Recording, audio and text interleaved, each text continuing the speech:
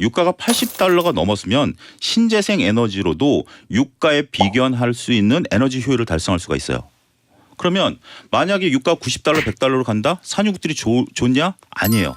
그 값 주고 석유 쓸 바에는 나는 환경도 살리면서 비슷한 거 다른 거 쓰겠다. 거기에 투자가 들어갈 수 있는 거죠. 듣다 보면 알걸요 하다 보면 늘걸요 재테크 비법을 매일 오전 11시 편하고 친근한 경제 파트너 박연미의 목돈 연구소.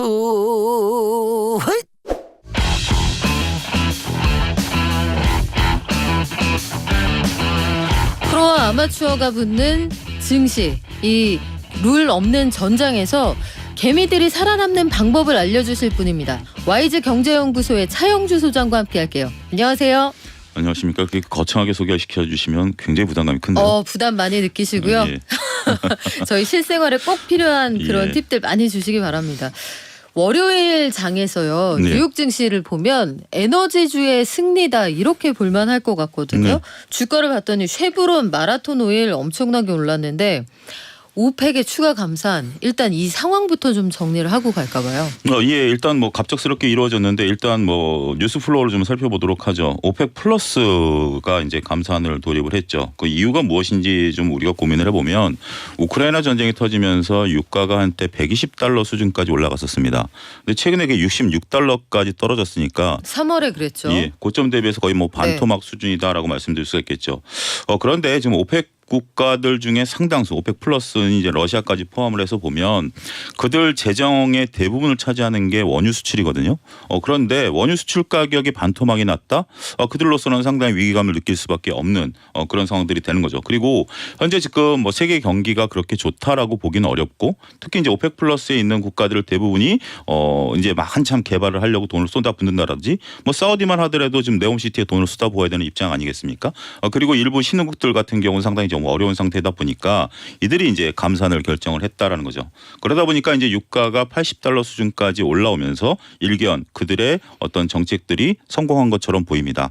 자, 이제부터 체크해야 될 상황들이 네. 몇 가지가 있습니다. 가장 중요한 것은 원래 이제 오펙이라는 그 이 단체가 단체죠. 어떤 나라가 아니라 연결고리가 굉장히 약해요. 과거에 이제 자기네들끼리 뭐 감산을 한다라든지 증산을 한다라고 했는데 뒤에 무임승차 문제가 상당히 많이 이제 발생을 했습니다. 뭐냐면 지금 유가가 66달러에서 당장 80달러까지 올라오면 몰래 조금 더 파는 거죠. 내가 감산을 좀 줄인다라든지 네. 이게 경제학 용어로 이제 무임승차죠.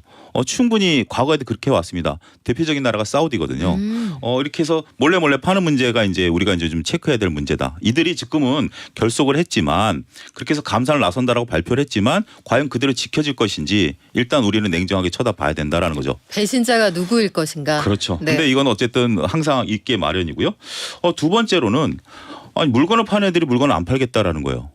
이것도 굉장히 중요한 팩트예요. 감산을 단순하게 해서 감산을 하게 되면 유가가 올라간다라는 사실을 우리가 보고는 있습니다만 아니 물건을 파는 애들이 왜 물건을 안 팔려고 하는 거죠? 그만큼 세계 경기 둔화에 대한 우려감들이 반영이 됐다라는 거죠. 그리고 지금 현재 각 나라들이 지금 현재 언론상에 나온 게 116만 배럴인데 이들이 이렇게 이구동성으로 얘기한다라는 것은 그들이 느끼기에도 이 경기에 따른 둔화로 물건이 안 팔릴 거에 대한 불안감들이 있는 거죠. 그러다 보니까 가격을 조절해야 된다라는 겁니다. 자, 마지막으로 우리가 살펴야 될 것은 뭐냐면 80달러 선에서 지금 유가가 일단 딱 멈췄어요. 네. 80달러 선에서 물가가 멈췄는데 이게 어떻게 움직이느냐에 따라서 오펙 플러스와 세계 경제에 따른 미치는 파장이 달라집니다. 뭐냐면 유가가 80달러라는 것은 그리디 패러티라는 우리가 용어를 여기서 들고 와야 되는데 너무 어려운 말인데요. 이게 네. 뭐냐면 유가를 대체할 수 있는 게 우리가 신재생 에너지라고 불리는 거 아니겠습니까? 유가가 80달러가 넘었으면 신재생 에너지로도 유가에 비견할 수 있는 에너지 효율을 달성할 수가 있어요. 그러면 만약에 유가 90달러, 100달러로 간다? 산유국들이 좋냐? 아니에요. 그 값 주고 석유 쓸 바에는 나는 환경도 살리면서 비슷한 거 다른 거 쓰겠다. 거기에 투자가 들어갈 수 있는 거죠. 그리고 이 투자라는 것은 하다못해 우리가 풍력 타워가 올라간다든지 태양광 시설이 설치가 되면 이건 또 영원히 유지가 되는 거잖아요. 그래서 산유국들 입장에서는 이 그리디 패러티를 넘어서는 걸 극도로 싫어요. 원래 우리가 이 극단적인 그리디 패러티는 우리가 이제 신재생도 있지만 쉐일 뭐 오일도 있고 네. 캐나다에 묻혀 있는 이런 것들 때문에 60달러를 넘어서는 걸 좀 경계해 왔어요. 근데 지금 이제 효율화 때문에 점점 내려왔지만 극단적으로 $80 넘어서는 순간 신재생에 대한 투자가 확 늘어납니다. 그렇기 때문에 지금 이제 유가가 $80 선에 멈춘 거고 이거에 대한 계산으로 116만 배럴 정도 나왔다라고 보는 거예요. 아니 줄이려면 기왕에 확 줄이지 한 300만 원 줄이지. 그래서 유가를 한 $100로 보내지. 이렇게 생각할 수도 있는 거죠. 아니 지금 골드만삭스는 그 네. 올해 안에 유가 100불까지 갈 수 있다는 거 아니에요?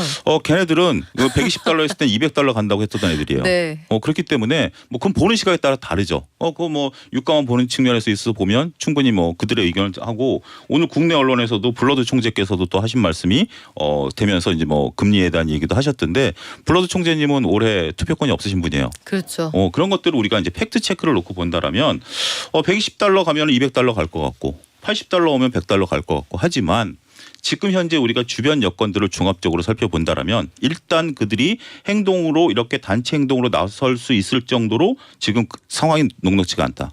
두 번째는 단체 행동 이후에 딴 생각하는 애들이 과연 나타날 것인지 지켜봐야 된다.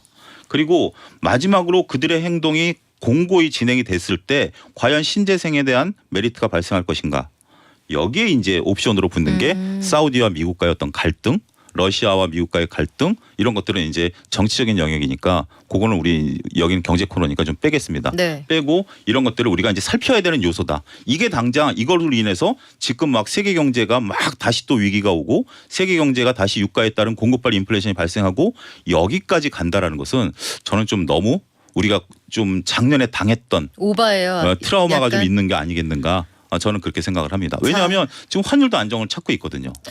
유가에 대한 공포, 단기간에 대한 그 공포는 지나친 오바다, 알았다 오바 이렇게 말씀을 해주셨는데 우리가 당장 좀 긴장하는 이유는 FOMC가 그래서 네.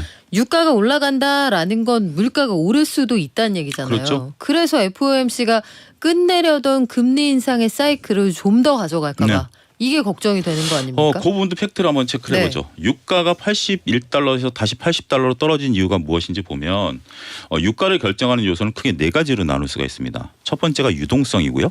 근데 이제 우리가 그 코로나 때 막대하게 유동성이 풀리면서 우크라이나 전쟁이 터졌을 때 $120까지 올라갔을 때 유동성이 그때는 있었고 그 이후로 그러면서 이제 미국의 CPI 기준으로 9라는 숫자가 나오다 보니까 유동성을 급속도로 지금 줄이고 있지 않습니까? 그러다 보니까 원자재에 투자하는 원자재 중에 하나가 이제 원유인데 여기에 들어갔었던 자금들이 빠져나올 수밖에 없는 거죠. 일단 유동성은 그때와 지금 상황이 다르다. 두 번째는 심리입니다. 심리 같은 경우는 우리가 이제 불안시 지금도 이제 어떻게 보면 심리적인 요소가 크죠. 네. 그런데 전쟁 때보다는 지금 심리가 굉장히 안정돼 있고 빕스 지수라든지 이런 지수들이 움직이지 않는 거죠. 세 번째가 경기입니다.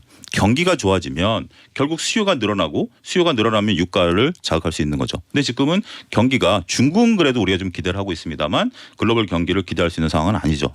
마지막으로 차지하는 게 수급입니다. 가장 영향력이 작은 거죠. 근데 지금은 수급 고리가 움직인 거죠. 오펙이 감산을 했다라는 거죠. 그런 부분들이기 때문에 이게 과연 앞서 가장 강력한 유동성과 심리 이런 것보다 작은 연결고리인데 우리는 이것을 뒤죽박죽 지금 보고 있는 거죠. 그런 부분들을 좀 봐야 된다라는 거고 지금 일단은 오늘 나온 이제 자료들을 보게 되면 미국이 금리 인상을 그럼 어느 정도까지 할 것인가? 네. 5월 달에 금리 인상 25bp를 할 거라는 의견이 48%였습니다. 월가에서. 근데 지금 하루 사이에 56%로 늘었어요. 뒤집혔더라고요. 예, 좀 네. 늘었어요. 늘어난 게 56%입니다. 늘어나 봤자 고작 절반 약간 넘는 네, 수준이다. 넘는 수준 정도 늘어난 거. 페드워치 기준으로 말씀하시는 그렇죠. 거죠? 이런 것이기 때문에 그리고 지금 이제 물론 뭐 제가 여기서 감히 이제 금리를 뭐 더 이상 안 올릴 것이다라고 예견할 수는 없습니다만 미국이 금리를 올릴 수 있는 지금 한계치 정도까지 온 거거든요. 미국이 6%대까지 금리를 인상하게 된다라면 미국 자체적으로도 지금 막대한 재정 적자라든지 이런 것들을 감내를 못 해내요. 일단은 지금 5월 달엔 25bp 정도 하는 거고 그러면 미국의 기준금리는 5%에서 5.25%포인트 이 밴드 내에서 움직이는 그런 부분들이 될 거고 앞서 언급드렸던 그 산유국들도 유가가 마냥 올라가는 게 또 좋지는 않아요. 그리고 슬슬 이제 딴 생각하는 애들 나타나기 시작하면 이것도 또 우리가 좀 봐야 되는 문제 여러 가지 부분들을 보면 일단은 지금 우리로서는 유가가 올라가는 것은 긴장해야 될 부분인 건 사실입니다. 그러면 국내 주식시장으로 끌고 와보죠. 어제 같은 경우 미국에 네. 있어서 석유 관련주들이 많이 올랐죠. 근데 그들과 국내 주식 오늘 이제 SOL 같은 경우가 한 2% 정도 올라오는 것 같은데 좀 차이점은 있습니다. 그들은 원유를 시굴서부터 정제 판매까지 다 하는 토털 기업이다라고 보는 거고 우리나라 이제 정유회사 같은 경우는 유가에 따른 움직임보다는 정제 마진에 따라서 움직이거든요. 거기에 따라서 움직이는 것들이 큽니다. 특히 이제 싱가포르 정제 마진을 따르죠. 그런 부분들인데 그건 아직 움직이진 않아요. 그런 부분들이 있기 때문에 우리의 이제 그 관련주들이 움직이게 되려면 유가가 올라가는 부분들이 일단 하나의 방향성은 되지만 싱가포르 정제 마진이 올라가는지 여부를 체크하시고 그게 올라가게 된다라면 유가가 이제 우리나라 기준으로 올라갈 수 있고 그렇지 않다라면 일단의 순환매 차원으로 접근하셔야 되지 않을까 싶습니다. 그러면 지금 만약에 정유주를 나는 관심 있게 오랜만에 보려고 한다. 이런 분들은 시점이 괜찮습니까? 근데 정유주들의 또 한 가지의 두려움이 있죠. 가장 우리가 정유주 중에서 본다라면 SOL 같은 게 이제 우리가 기름을 넣는 네. 뭐 롯데케미칼 같은 경우는 이제 화학회사라고 보고 기름을 넣을 때 SOL 주유소에서 넣듯이 하는 거고 이걸 탈피하기 위해서 이번에 그 빈살만 왕세자가 오셔가지고 울산에다가 이제 화학단지 짓는 거 아니겠습니까? 강력한 게 들어올 예정이죠. 현대오일뱅크가 IPO를 준비하고 있고요. 네. 언제든지 이 시장에 뛰어들 각오를 하고 있는 거죠. 그래서 SOL 같은 경우 두 가지 관점에서 보셔야 돼요. 장기 투자를 할 때 과연 SOL이 튀어들어오면 기관 투자자 입장에서 보면 석유주를 담으려면 SOL만 담을 수 있었어요. 100주를 내가 살 수 있었죠. 근데 지금 SOL이 들어오면 50주 사야죠. 수급이 빠지죠. 그다음에 SOL 같은 경우 이번에 울산에 돈을 지으면서 이건 굉장히 교과서적으로 훌륭한 사례인데 배당을 이제 줄여가겠다라는 겁니다. 배당을 줄여서 내부 유보 자금으로 차입 없이 공장을 짓겠다라는 거죠. 따라서 단기적으로 내가 SOL을 배당주로 보셨던 분들 입장에서는 메리트가 사라지지만 장기적으로 내가 SOL이 석유화학단지를 지어서 여기서 나온 이익까지 향유하겠다라면 단기 투자자들이 매도할 때 장기 투자자들은 매수하셔야죠. 그 대신 그건 5년 10년 들고 가신다는 각오로. 장 담근다는 각오로. 그렇죠. 자, 1분기에 그래서 나는 장을 담궜는데 재미를 봤다는 분도 계시고 내 장은 한 3대는 물려줘야 될 것 같다. 이런 분들도 계셨습니다. 벌써 1분기 지났고요. 올해 전체를 100%로 본다면 25%가 소진이 됐어요. 이제 올해 남은 날짜가 75% 약간 덜 남았습니다. 이 시점에 증권가에서 올해 증시 전망 리포트들이 굉장히 많이 나오고 있는데 어느 쪽에 베팅하는 쪽이 많습니까? 일단 한 언론사에서 이거를 정리를 좀 했더라고요. 고맙게도 정리를 해주셨는데 증권가가 이제 지수를 나타내는 것은 올해 지수 목표치를 세웠던 거 변함은 거의 없어요. 그러니까 이제 하단을 2100 여전히 하단은 그대로 유지를 시켰더라고요. 근데 요거는 이제 작년 12월에 나왔었던 건데 그대로 지금 끌고 가는 거예요. 근데 상단은 2700에서 2800 이것도 그대로 놔두고 있습니다. 근데 우리가 여기서 주목할 것은 상단이 2700에서 2800인데 이거는 작년 10월에 글로벌 IB들 그러니까 뭐 월가에서 얘기했던 우리나라에 대한 전망 수치랑 거의 흡사해요. 자, 2700에서 2800 몇 프로 올라오면 될까요? 어느 정도 올라가야 되는 거죠? 15% 정도 올라가면 지금 15%? 지수가 15% 정도 올라가면 이제 상단에 이제 딱 막히는 그런 부분들이죠. 근데 지수가 15%면 한번 우리가 생각해 봐야 될 것들이 전반적으로 봤을 때 개별 종목들은 뭐 30-40%짜리가 나올 수도 네. 있는 거죠. 평균이기 때문에. 그 부분에 대해서는 지금 이제 조금 말을 아낍니다. 말을 아끼고 있고 원래 이제 12월 달에 나왔을 때는 상저하고 얘기를 많이 했어요. 금리 인상이 상반기까지 있을 것으로 보여지고 하반기 때 반도체부터 터널 대부분 것이다. 그랬어요. 네. 그랬는데 이거를 이제 좀 상반기 때 좀 강하다 보니까 돌렸어요? 좀 박스권이 될 가능성이 있다. 아니 근데 진짜 그런 게요. 예. 이게 갈 것처럼 굉장히 또 올라가는 듯 하다가 막히고 그렇죠. 올라가는 듯 하다가 막히고 분위기가 그렇잖아요. 우리가 이제 지수를 놓고 본다라면 차트 분석에 있어서 나름대로 이제 니콜라스 다비스라고 박스 이론을 만드신 분이 있어요. 굉장히 유명하신 분인데 그분 얘기는 상단 박스를 돌파하면 새로운 시세가 형성이 된다. 그 시세가 우리나라 기준으로 봤을 땐 2,500이죠.